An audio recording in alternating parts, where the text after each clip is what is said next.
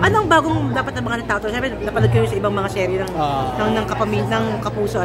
Anong bagong dapat abangan ng mga tagahanga dito? Dito, marami kayong dapat abangan. Kasi parang we really try to achieve yung movie-like kind of romance. Na lahat tayo yun ang pinapangarap, diba? Magkaroon ng parang buhay na parang pelikula. Ma-inlove sa'yo yung isang napakayamang guwapong businessman. So ngayon, we will feed the fantasy of the audience na mamimit niyo yung happy ending and you will find that kind of love here in this. Hindi ka ba kinakabahan? Kasi yung mga pelikula ngayon, parang Barbie, patanong lang.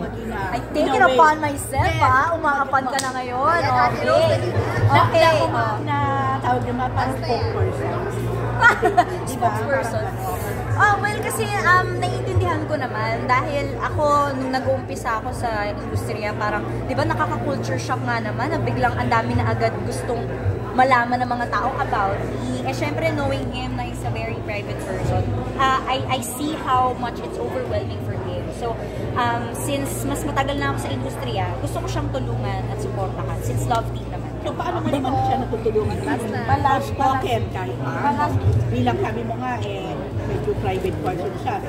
He's been in the industry naman na for the longest time. With events like this, I always try my best to show him na andito lang naman ako, I'm just beside him. He can always ask me, pwede niya akong tignan, para ako na yung sumagot for him.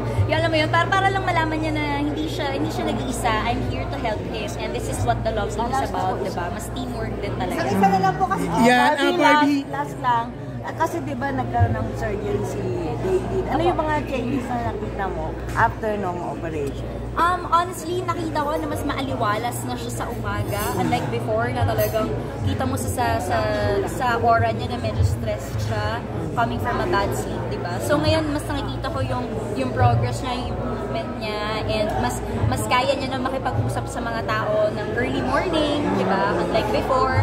And kaya mas nakatulong rin sa kanyang trabaho na pagtulungan. Marvin, nasabi mo ito, matchmaker ka sa pelikula, diba? In real life, naging matchmaker ka na ba? And naging successful ba? Oo.